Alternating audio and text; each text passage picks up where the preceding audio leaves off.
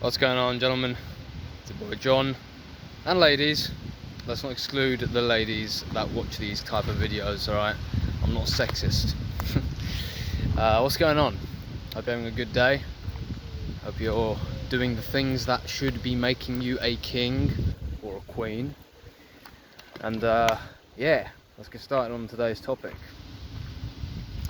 So, I did a little calculation just before I started this video as to how many hours of meditation I have done so far. Okay, the number isn't entirely accurate because it hasn't always been consistent. All right, some days I've done only 15 minutes of meditation, some days I've done 35, 45 minutes, some days I've even done 2 hours.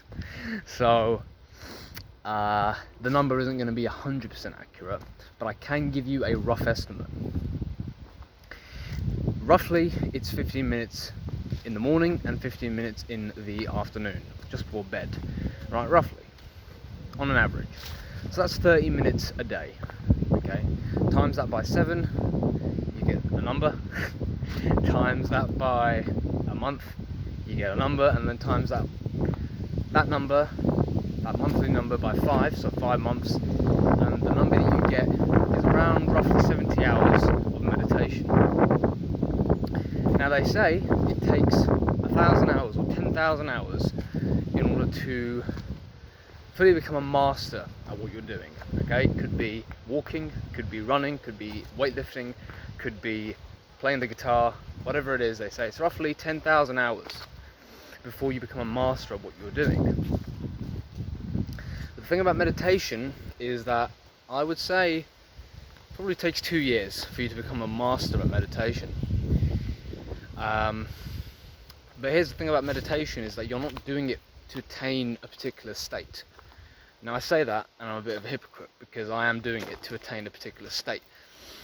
But the folly ends up being remedied by the practice itself, because you realize that the folly itself is a mind-orientated thought form. It's a thought form. It's a thought process. It's an ego-derived narrative.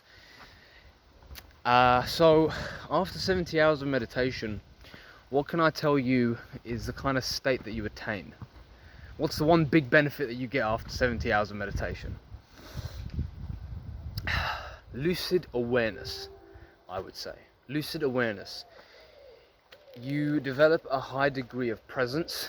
So when you're talking to other people, you are very present, to the point where other people find it unsettling because you're very present, which means you are listening to every word, every thought, every feeling, every noise, every sound, every utterance, every movement of body. You are very attuned to it.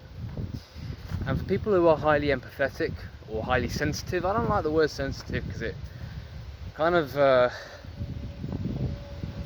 gives off a vibe of, weakness, right? You're sensitive, you're like a bitch. But when I use the word sensitive, I simply mean you're highly attuned to the environment and you're highly attuned to other people.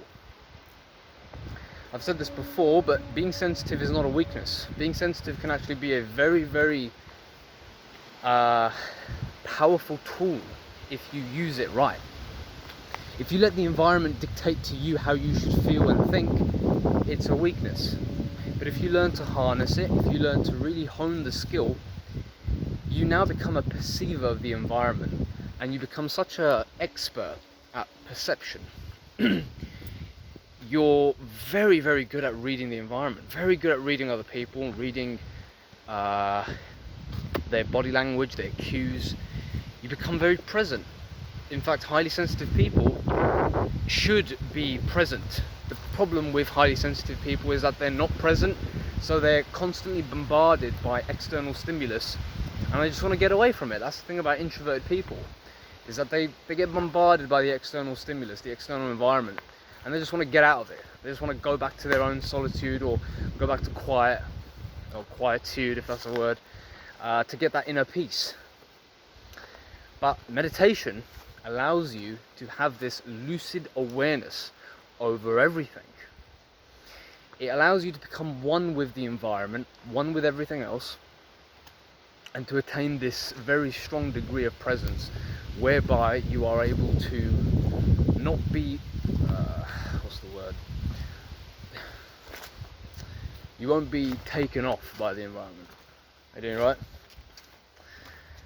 And I would say I haven't got there yet, but I've definitely experienced it. Some days I'm very present, some days I'm very attuned to the environment and to external stimulus and everything. And sometimes I'm not. Some days I'm very in my head, in my thoughts, completely dictated by the external environment as to who I am.